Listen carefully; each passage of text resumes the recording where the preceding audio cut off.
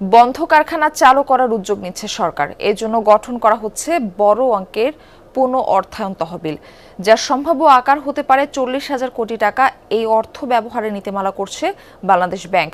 সংগ্রহ করা হচ্ছে বন্ধ কারখানার তালিকাও।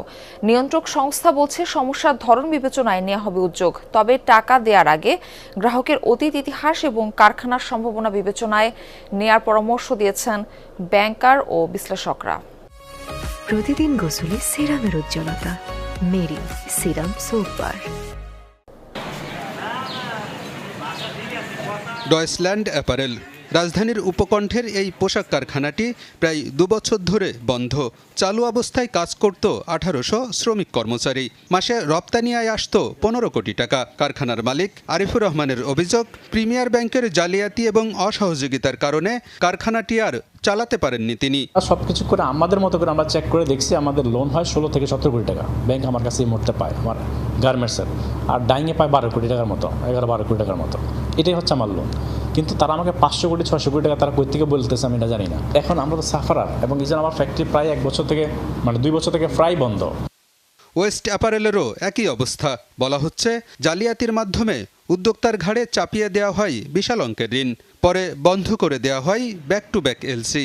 একই কারণে বন্ধ আরও বেশ কয়েকটি কারখানা। আমাকে ফোর্সলি বলা হয়েছিল এই রিশিডিউল মেনে নেওয়ার জন্য, এই লাইবিলিটি মেনে। আমি এই লাইবিলিটি আমার না, আমি এই লাইবিলিটি মানি নাই। আমার ফ্যাক্টরি বন্ধ হয়েছে অনলি নারায়ণগঞ্জ প্রিমিয়ার ব্যাংকের নারায়ণগঞ্জ ব্রাঞ্চের ব্যাংক কর্মকর্তাদের অনিয়মিত ব্যাংকিং করার কারণে। ব্যাংকের দুর্নীতি এবং ভুয়া এলসি তৈরি করে আমাদেরকে এই ফ্যাক্টরিগুলোকে সাডেনলি বন্ধ করে দিছে। এই যে লাইবিলিটি, এই লাইবিলিটি আমরা কোনোভাবে মেনে নিতে পারবো না। এই লাইবিলিটি আমাদের ক্রিয়েট না, এই লাইবিলিটি প্রিমিয়ার ব্যাংকের ক্রিয়েট। প্রিমিয়ার ব্যাংকের ব্রাঞ্চ, হেড অফিস এবং তৎকালীন যে বোর্ড অফ ডাইরেক্টর সবাই এটার লাইবিলিটি।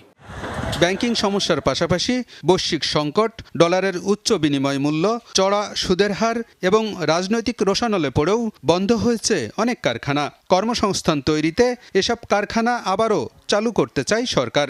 এজন্য তহবিল গঠন এবং নীতিমালা প্রণয়ন করছে বাংলাদেশ ব্যাংক।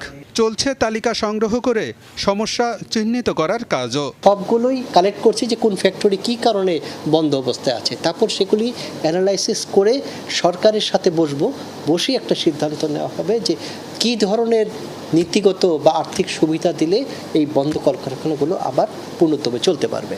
ব্যাংকার ও বিশ্লেষকরা বলছেন উদ্যোগ ভালো, তবে এটি কতটা সফল হবে তা নিয়ে সন্দেহ আছে। সব কারখানা অর্থের অভাবে বন্ধ হয়নি।